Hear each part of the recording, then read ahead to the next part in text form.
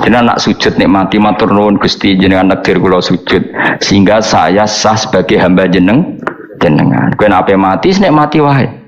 Gusti kula wangsul teng jenengan zaman teng donya ya sing ngurusi jenengan, mengke setelah mati ya sing ngurusi jenengan. Zaman saya hidup ya enggak tahu cara ngurusi diri saya sendiri. Ketika saya hidup juga kita tidak pernah tahu bagaimana jantung bekerja, paru-paru bekerja, yang ngelola roh ya enggak tahu. Zaman kita hidup yang jenengan kelola, setelah mati yang jenengan kelola. Sama saja Gusti jenenge inna sholati wa nusuki wa mahyaya wa mamati lillahi rabbil alamin. Itu bagus. Terus mati anak-anak eling yo nangis, bojomu yo sembe nangis sak kadare ya sudah selesai. Nak kowe tangisan Cina nak disiksa mungkar nakir, tapi nak kowe wong soleh tenan wali kan ketemu mungkar nakir damai, pengalaman baru. Terus dites mungkar nakir lulus kumplot. Akan keren loh. Mlebu swarga diame napa? Lah sing jenis iki mbok tahlil ya kena ora ya kena aman. Paham ya? Ojo malah debat tahlil hukumnya piye. Ya tahlil kalimat thayyibah hukumnya ya apik. Ana pitung dina tradisi Buddha ya pitung dinane tradisi Buddha kalimat tetap kalimat thayyibah. Tapi misalnya ana sing ora gelem tahlil ya ora apa-apa, sing penting tetep nglafadzno kalimat. Cuma ra seneng dinane 7. Ya gawe 8. Nah, misalnya gedeng 7 ya gawe 8 kan gampang. Nah gedeng 7, gedeng 8 ya gawe 1 sementing ora anti kalimat thayyibah, mau anti modele. Ya enggak apa-apa, kowe kudu cocok enggak cocok biasa.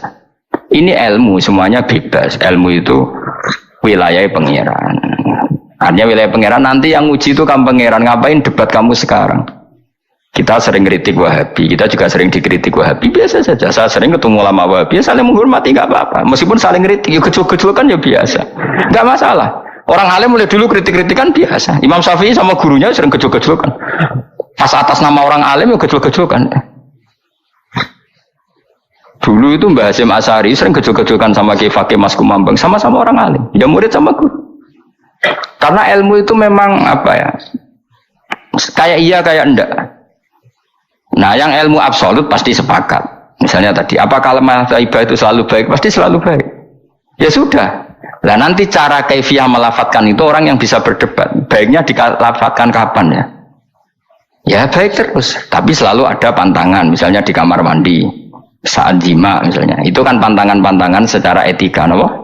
Pantangan-pantangan apa? Tapi kalau ilmu sebagai ilmu itu biasa dulu. Ulama-ulama berbeda itu. Ya, kalau gejol-gejolkan ya ulama dulu itu lucu. Misalnya sampai tak beda, andai kan kamu jadi kiai. Kira rara-rasan jadi kiai. Baik mana anak-anak kecil di waro kamar wong tua apa dipisahkan. Andai kan kamu punya pondok, milih mana? Anak kecil disamakan kangkang besar apa dipisah? Mau jawab, milih nanti di warno apa dipisah? Dipisah. Nah, gue dipisah. Lu akeh sing dipisah. Ada yang bilang di warno. Kalau di warna itu memang kalau dipisah itu resikonya sing kecil mentali cilik terus mergo ora ono sing didik sing tua. Nah di warna kadang sing cilik sing tua kan suaya rabi men bakas rabi, cilik katut bakas rabi bahaya. Utawa sebalike sing cilik melok main game, sing tua melok main game mergo katut cah cilik. Lha iku jenenge istihad, sama-sama apa? Sama-sama apa? Mungkin. Sehingga dulu itu pernah ada wali itu karena sholat jamaah itu di shaf akhir. Yang shaf awal wali karena sering shaf awal. Yang shaf akhir ya ada yang jadi wali. Yang shaf awal nggak terima. Kenapa kamu jadi wali padahal kalau sholat di shaf akhir? Jawabnya saya itu malu sama Allah. Kok kepedean betul kok di depan. Tapi kok jadi niru ya gimana cerita ya? Cek pede nih. Enggak ngarep. Karena dia di belakang motifnya itu tidak males. Tapi motifnya itu apa? Tawadhu atau malu, dia jadi wali. Nah, aku kan bergo males panjang. Atau moh rohimame tadi.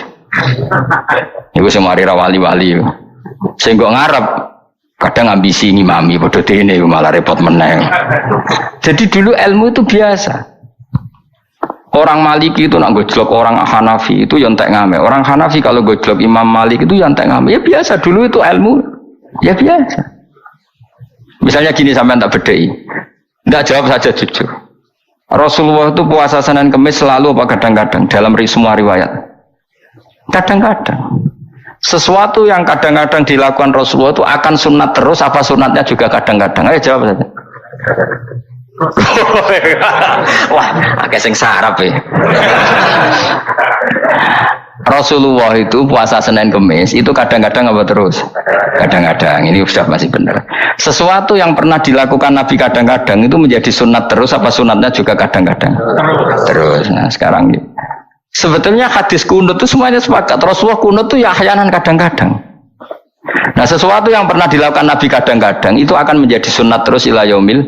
Maka Imam Syafi'i milih kunut terus. Abu Hanifah enggak, bahaya kalau sunat kok dilakukan terus nanti dikira wajib, sehingga Abu Hanifah tidak kunut.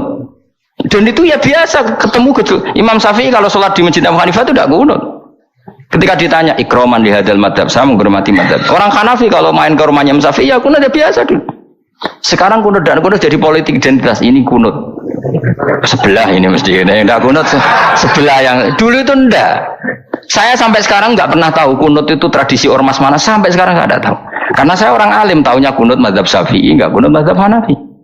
Dan itu sebelum tahun 12 dan 26 mazhab itu. Sudah tahu toh maknanya? Mazhab itu sebelum tahun 12 dan tahun 26. Jelas? Kok orang paham?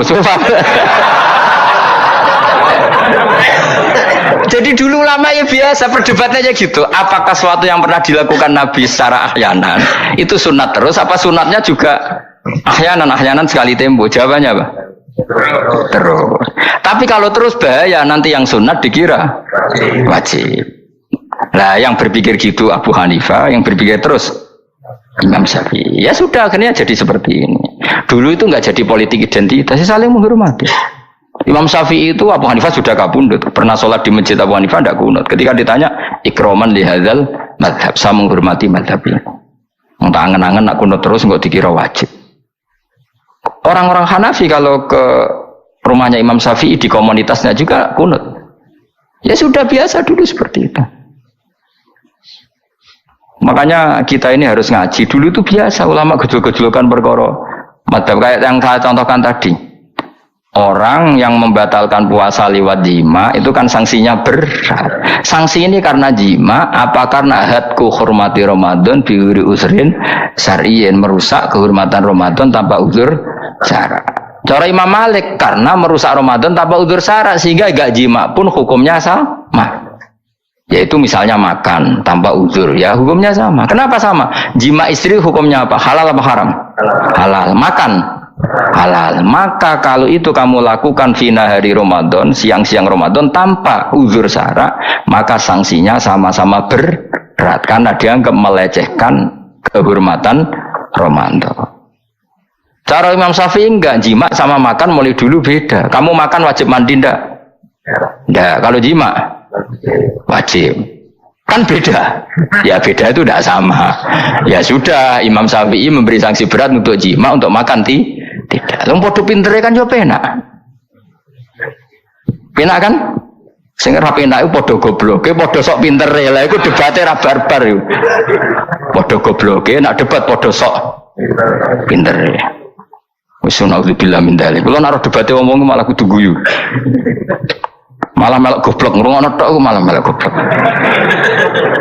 Wong debat agama kok gak ono referensi, ra ono kitabe. Amen muni menurut saya. Memangnya Anda penting dalam wali ora, ulama ora kok debat agama muni menurut. Memangnya Anda mujtahid?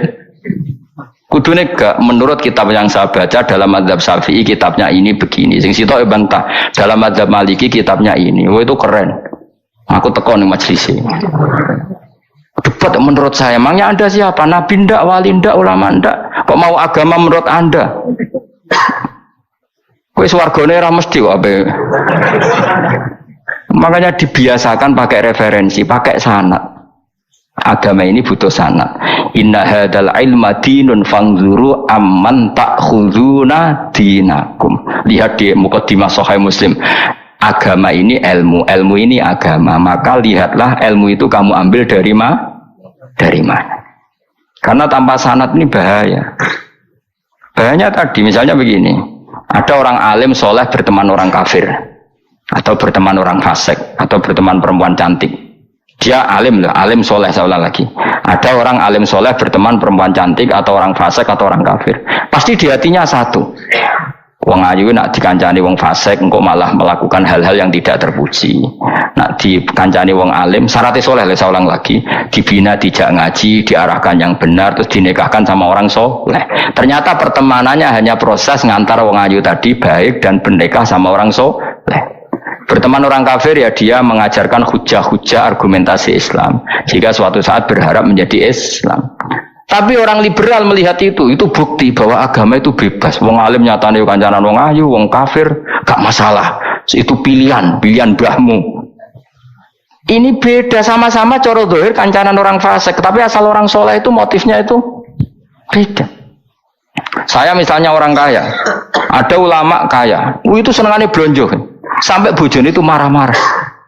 Saking parahnya ulama ini, kebetulan keluarga saya, ini anaknya mulai anaknya kon golek utangan. Padahal nilai anaknya pertama berangkat dari rumah itu bawa uang, mau ngirimi anaknya di sarang. Itu orang Jawa Timur, kiai alim. Roh bakul kacang ning bis gak mentolo ditukoni. Roh bakul mainan saake wong tuwek Pak ditukoni. Walhasil dok sarangku duwe entek. Tapi gowo mainan, gowo kacang putu. Saake jare. Sama-sama belanja, dekne niate nyebar rahmate Allah. Loh, saya pernah ngalami itu meskipun tidak skala yang ekstrim itu. Saya sampai sekarang anak saya mulai TK, SD tak sangoni terus. Kadang beli jajan yang dia sama sekali gak doyan. Dulu ibunya yang marah sebelum ora dipangan kok dituku Gus. Ya masih ora dipangan bakule tetap seneng. Butuhe bakule ku payu ora kok dipangan ta ora.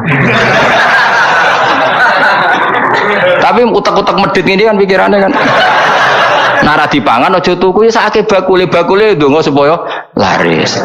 Lah duit 5.000 bagi kita kan ndak penting sebentek, ben manfaati bakul-bakul. Karena orang kadang dikasih itu malu loh karena ndak diharga diri. Tapi kalau lewat jual beli kan seneng.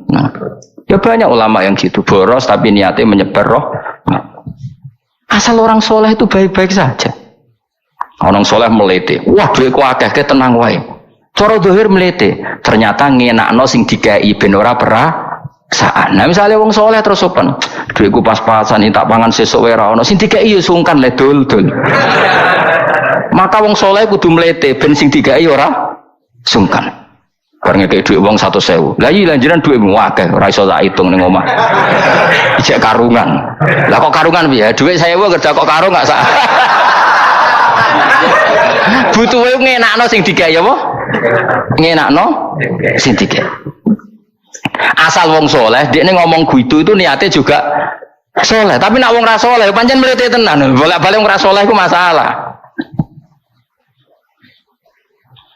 Makanya kancani wong soleh, mergo wong soleh itu orang yang luar biasa.